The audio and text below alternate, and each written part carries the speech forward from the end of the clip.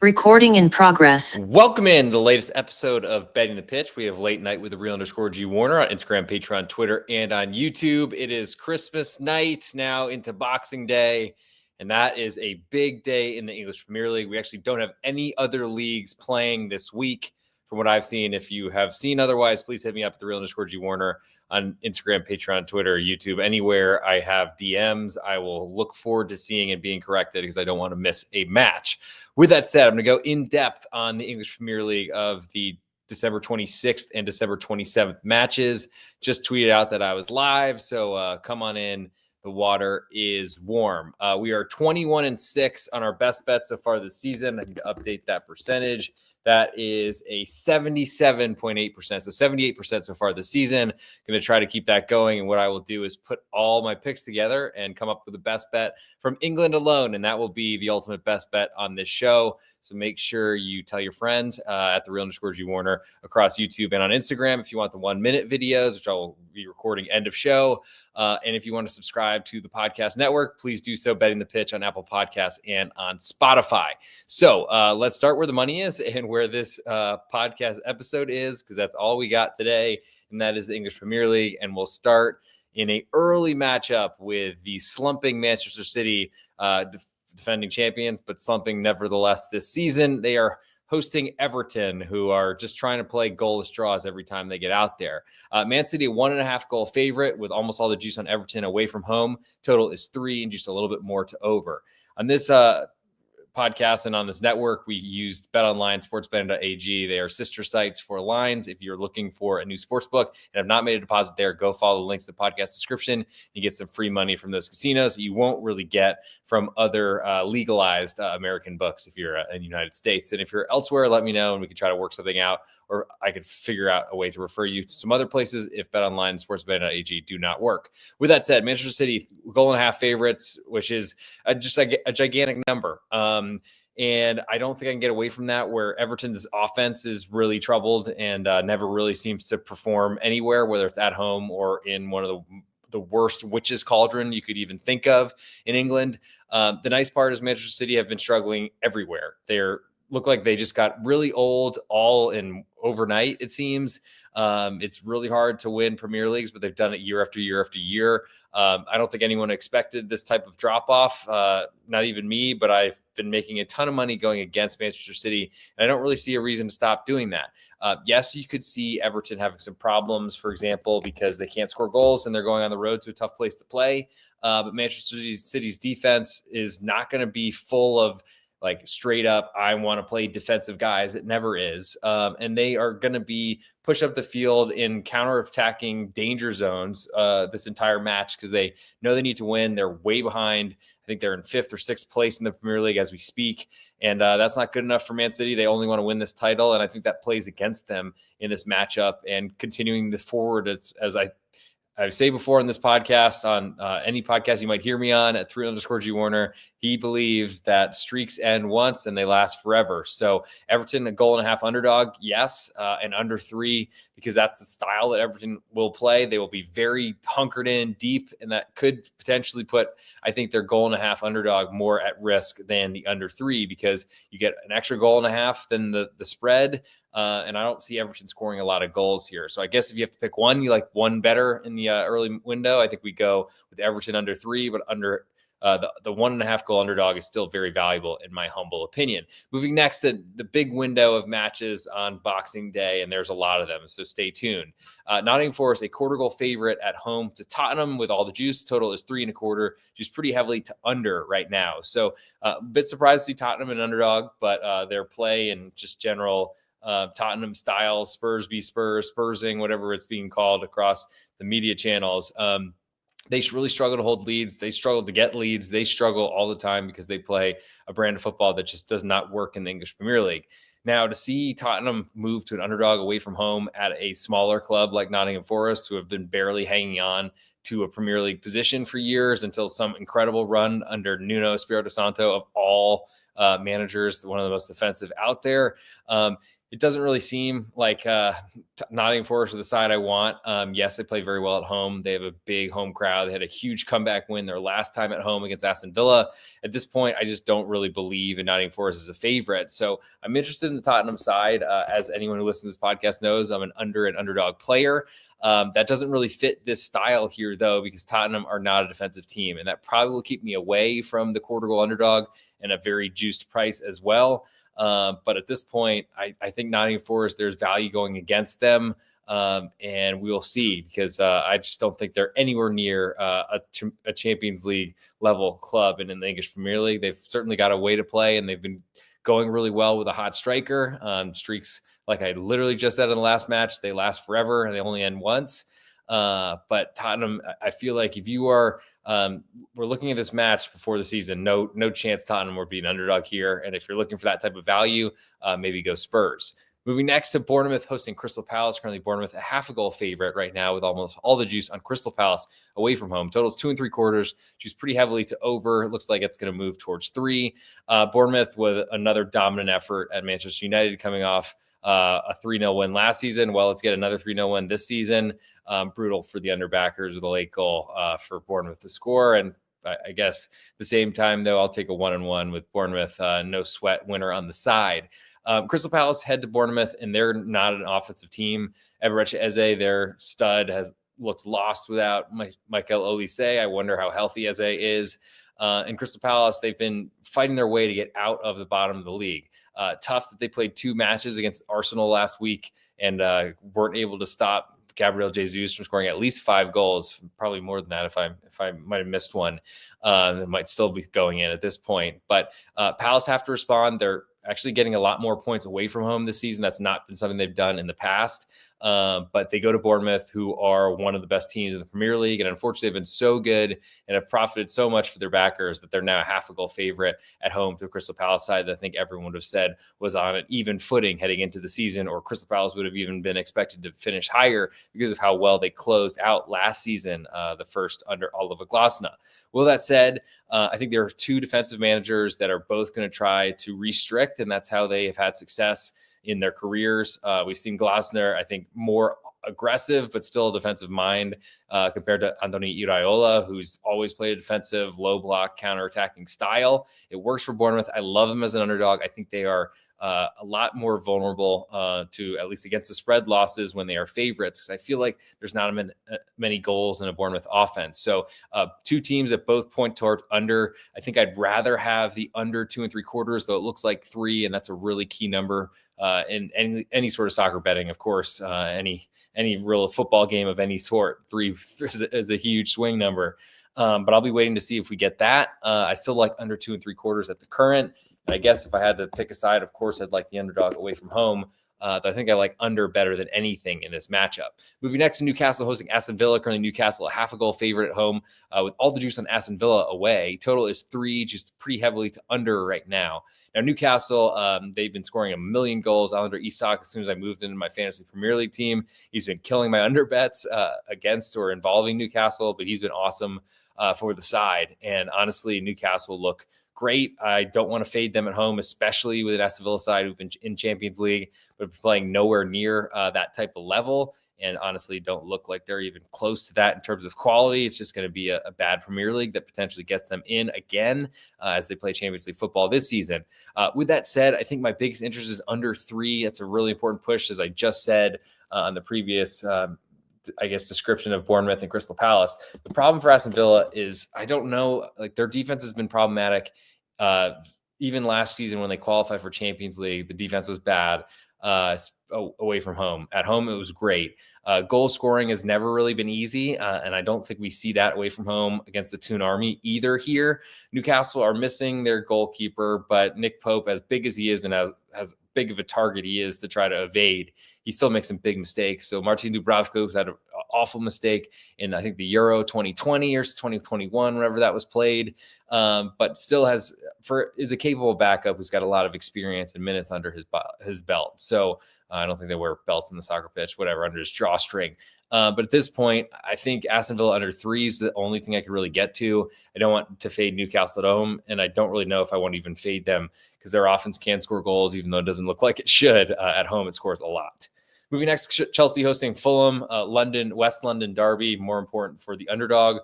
And so my radar is already blinking. If you're watching on video, don't know if that was too graphic of a description and didn't really go in the blinking direction, but it was a blinking light. Anyway, Chelsea 1.25 goal favorite at home. All the juice on Fulham away. Total is 3, just pretty heavily to under here too. Chelsea coming off a goalless draw. Yes, Chelsea of all teams on the road at Everton. Everton does seem to do that, as they also did the same to Arsenal on their previous match. So maybe that's just an Everton thing. We could see with Fulham here, they're not likely to have a goalless draw. They're a goal scoring side, and we'll see with Chelsea, who are also a goal scoring side. With that said, two teams that want to play aggressively on the front foot, that does put the 3 in danger, because it tells me there's going to be a lot of open pitch, a lot of attacks, a lot of counterattacks, and those to me are the highest expected goal events. So total's already a little bit under threat here. Especially with a big road underdog, because as soon as an underdog falls behind, they have to change their style usually and become more aggressive. I don't know that Fulham's exactly that, because they play pretty aggressively and want to control the ball under Marco Silva at this point. And I really like backing Fulham as an underdog. I think the 1.25 is a nice number here. Bigger than 1 definitely interests me. The push on 1 is also important. Fulham backed them a couple weekends ago as a home 1-goal underdog to Arsenal, and they drew. So won that. Didn't have to worry about the insurance goal. But at this point, I feel like Fulham are a good bet to make this a tough one on Chelsea. And I do think that there is something to a West London derby that matters a lot more to the smaller club named Fulham as the big underdog away from home. Lean to under 3, but that's probably a little bit softer of a lean, if anything, in this 10 a.m. Eastern time, 9 a.m. Central time, where I'm normally recording episode. Still in this last matchup of the window, we'll go Southampton, a 1/4 goal underdog at home to West Ham United. Total is 3, just as heavy on under, and about split a little bit more on the Southampton home side. So Southampton bringing in Ivan Juric, a manager previously of Roma just this season, got sacked because he couldn't score any goals. Previously of Torino and Hellas Verona in Serie A in Italy. He plays a brand of football that's going to possess the ball a ton. It's different than the previous Southampton manager, Russell Martin, or it sounds like a catcher from the Dodgers and the Blue Jays in Major League Baseball, Paul Lance. But at this point, Juric, we know he's going to try to keep the ball away from West Ham United. They don't really want it. I do think West Ham's offense is getting healthier with the return of Kudus. Though he's been kind of off the pace, did get a goal in this last matchup and had a special wooden stool to sit on, as opposed to, I guess, risking a yellow card going into the crowd or something. But Southampton is a 1/4 goal underdog. They are interesting to me at home because West Ham United are so poor. With that said, though, I don't know that I can trust Southampton to score enough goals. So I think that both points, 2 under teams and 1 on the road, that's a favorite. I'll put the Saints down as an interest for me as a 1/4 goal underdog, but I lean to under 3 as my more interesting bet in that window. Moving next to the next slate, because we have 2 more slates of matches. So 4 different windows on on Thursday, Boxing Day. It feels like a Saturday. But Wolverhampton Wanderers, a 1/2 goal underdog at home to Manchester United. Total is 2 3/4 in this one, juiced all the way to over. A little bit more juice actually at Manchester United away from home. So Wolves, they came out of the gates firing under a new manager who they hired from a 6th place side in Saudi Arabia. Don't know that was Wolves. Feel like it was more Leicester City really suffering against the new manager bounce, and just really suffering in general, because Wolves put it on them early and took a lead in fashion that I don't think anyone was expecting, to be frank. At this point, I think Wolves are really tough to thank you, Anderson Hernandez. Merry Christmas to you. Thanks for sending your comment in. If you've got any questions, feel free to send them through, and I'll try to go in a little bit deeper on one of these Premier League sides or Premier League games or unders or totals or whatever you'd like.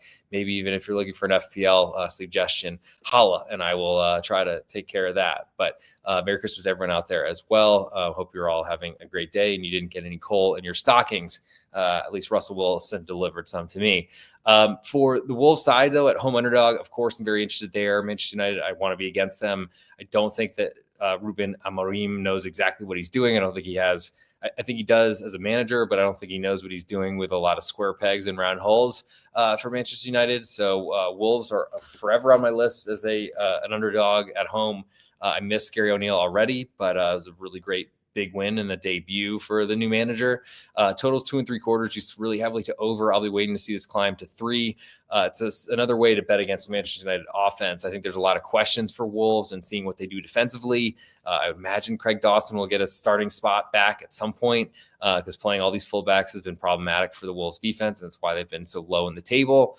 But until then, I guess, until we see lineups at 11:30 Eastern time on Thursday, then I think until then, I will wait and see and wait for this number to climb toward 3.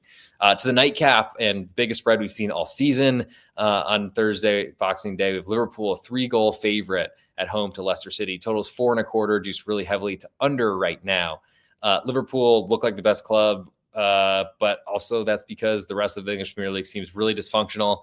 I still think Arsenal is probably the best side, but they have struggled a lot, and Liverpool keeps winning matches. So what can you say about that? Leicester City with a really disgusting performance this past weekend to bottom feeding Wolverhampton Wanderers side that just sacked their manager and brought in some clueless guy from another league in another continent. It all didn't make sense to me, and I backed Leicester last week only to see them give up an early goal, which seemed like a little bit unlucky, and then made a horrible defensive mistake to leave a ball kicked into the box, which of course went in for 2-0, then 3-0. It got really ugly, and Leicester City have to respond. Tough place to do that at Anfield. They will be the pressure will be on the entire match. I don't think that there's any sort of number here that I want to play Leicester because I think this could get ugly. At the same time, 3 goals is gigantic. So I would have to have that on my list, I guess. And along those lines, we're under a 4 1/4. We haven't seen that in the Premier League. It's gigantic. And I imagine that there will be a lot from Leicester to try to stall this game out from start and try to run the clock. But that's not a good sign, especially against and fighting against an Anfield atmosphere. So I guess I'll give a best bet for Thursday and then one for Friday, so we can try to split this up so it's not just an obvious what I'll pick, or maybe I'll just do it end of show. It's probably better to do it that way anyway. Forget what I just said. We'll do it end of show. But if you haven't listened to the podcast we just put out with at Big East Ben, it covers all of Boxing Day for the college football landscape, bowl games, plus some of the 27th of December as well. Go check that out on the pregame.com podcast network, pregame.com. Go to pregame now on Twitter if you're looking for a direct link. So move to Friday of just 2 matches. We'll start with Brighton hosting Brentford. Currently Brighton a 3/4 goal favorite with all the juice. Total is 3 1/4, juice pretty heavily to under right now. Brighton are not the same offensive goal scoring team, but they're hosting a Brentford side who've been awful away from home. Just came off a loss at home to Nottingham Forest to ruin their unbeaten streak. And I don't really think there's much I want to do here with Brentford until they move to a full goal underdog. I think that will happen. I still don't know if that's enough for me, though Brighton, I guess it would be really a play against Brighton more than a play on Brentford because they've struggled so much away from home. But when you have a full goal of insurance in your pocket, that's a very, very different story. With that said, I think the total at under 3 1/4 is more interesting to me because Brentford struggles. Yes, it's been defensively, but I think it's been their goal scoring away from home as well. So that'd be my biggest interest in that matchup.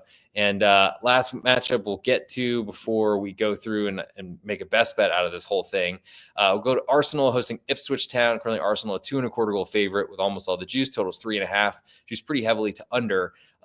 Ipswich, they are in for a difficult night. They're going to be defending the whole time. That makes a 2 1/4 goal underdog seem gigantic again, but I guess Leicester City said, here, hold my beer, or takes the cake with a 3-goal full field goal underdog if you're talking NFL. Ipswich, to me, they are going to go in and try to keep this goalless as long as possible. I don't really trust an Ipswich goal any place, anytime. It did somehow get Gary O'Neill sacked in the last, past the end of stoppage time in a match at Wolverhampton a few weeks ago away from home. But Ipswich can't win at home. They somehow got that win away from home in the Premier League, but I wouldn't put your money on that. Nearly 20-1 odds, 18.35 right now. So 18.5 to 1, essentially, that Ipswich will win in regulation. But they're going in to try to steal a point. I think my biggest interest here is Ipswich under 3.5. though that is a scary one to get in front of, because it's really just playing against an Ipswich offense, because if they score, you're going to have real trouble keeping that number under the total. But if they don't, then Arsenal need 4, and that certainly gives some interest to me on the 27th of December. So want to make sure I don't get any more comments that come through. Of course, if you do, send them through. Again, thank you, Anderson Hernandez, for showing up. Appreciate that, especially as I know it's late night for almost everyone and a holiday nonetheless. But for, I guess it's time. I need to get my recording device ready, which is a simple cell phone, for the 1 minute ultimate best bet portion of the show, which is not that complicated. I pretty much put all my picks out that way in a 1 minute form. So if you don't want to listen to the full 30-minute episode or something like that, 34 minutes or so on just one league is pretty good. But also shows you exactly how long-winded I could get, if you will. So I got to pick a best bet, my favorite one on this episode. So let's get into it. I really like the early one, fading Manchester City, but that's unfortunately something I probably can't get into too deeply, because that's match starts in about 7 hours. So let's get into it now. Hey, this is the _G Warner on Instagram, Patreon, Twitter, and on YouTube. This is the ultimate best bet. We're 21-6, 78% year to date. And here is what I do. I go through each match on the European soccer card. And today, it's only the Premier League for Boxing Day and the day after. But of course, got a lot of picks out there. Go listen to the full episode on Betting the Pitch on Spotify, Apple Podcasts, pregame, everywhere you want. But for this episode, I'm going to go for the ultimate best bet for the _G Warner. I'm going to go with the under 3 goals, Southampton hosting West Ham United. I just don't see a lot of goals in this matchup. I think we see a very new introductory type of start for Ivan Juric, the new Southampton manager, and West Ham United starting Julian Lopetegui, 2 guys that want the ball that don't want to do much with it, and will be really fighting to see who has ball possession more so than goals scored. And that'll do it for this episode. Thank you for tuning in. It is my pleasure to be with you for the end of 2024, holiday season. Thank you for taking some time out of your family, or maybe subjecting the kids to some soccer betting advice or theory as we move forward. Of course, we'll be with you through the end of this year and into next, maybe from some different locations. Stay tuned for that. And of course, thank you for the support, and we will talk very, very soon. Recording stopped.